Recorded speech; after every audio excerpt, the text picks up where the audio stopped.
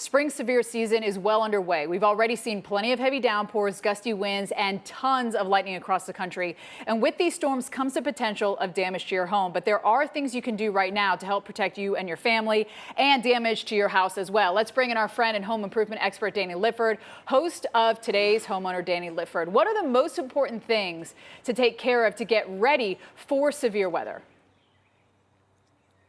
Well, it's really important to get all of the limbs away from your house. That's just about what I'm about to tackle right here. What happens is when the limbs on these trees get wet, they're kind of an abrasive action on any type of roof that you have. It's going to cause damage. You need to get rid of those. But getting on a ladder and trying to cut those, that's not a favorite chore. But here's a way that you can avoid that by investing in a simple pole saw. The limb goes in there, you pull it, it cuts it. The larger limbs are here, and it has an extension handle so that you can reach just about anything, and you can leave the ladder in the garage. You won't have to worry about that. Now, you can do all of that before you deal with all of your gutters, but also make sure you remove any vegetation that you have all the way around the house, including shrubs just like this. Even though this is a brick home, you need 12 inches for that air to circulate all around the home to keep away from mold, mildew, and possible water damage. So it's very easy to take care of all of this and then take care of all of that debris.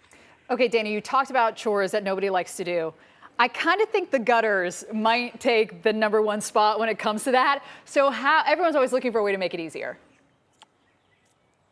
Well, it is probably one of the most dreaded chores, again, having to work off a ladder. And here's something I started doing a few years ago. Instead of having your hand dipping down in that gutter and then having another hand holding a garbage bag, you have no place to hold on, forget about the garbage bag and throw the leaves right into a tarp like this, an inexpensive tarp that you can have someone that kind of, drag it around the house for you. Also, this is something I did years ago, is take an old antifreeze jug and just fashion a simple little scoop so that you're not having to reach down into all of that muck to take care of that. But the one thing you don't want to forget about is your downspout. A lot of times people will clean their gutters, forget about the downspouts. It gets impacted, the water backs up, and you have all of the problems that can be caused by not cleaning your gutters at all. So take your water hose and run it down the gutters and make sure it's flowing freely, and make sure that water is moving away from the house so that it doesn't cause any foundation problems. These are very simple things. And again, if you don't like getting on the ladders, don't get on the ladders. Have someone else take care of that for you. All right, Danny, we have about 1 minute left here. Maybe you are up there doing the gutters. What should you be looking for on your roof,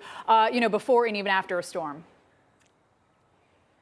Well, a lot of times people just don't know exactly what to look for, and certainly getting on a roof can be very intimidating. So grab your binoculars, walk back to the back part of the house, of your yard, to where you can get a view of anything that just might look out of place. You can just view everything around on your roof and see if there's any flashing that's a problem, or if there's any type of shingle that's askew. If so, then have a roofer take care of that as soon as possible. All right, we appreciate that, Danny Lipford. Always such great tips, and we love that you're out there actually showing us how to do it.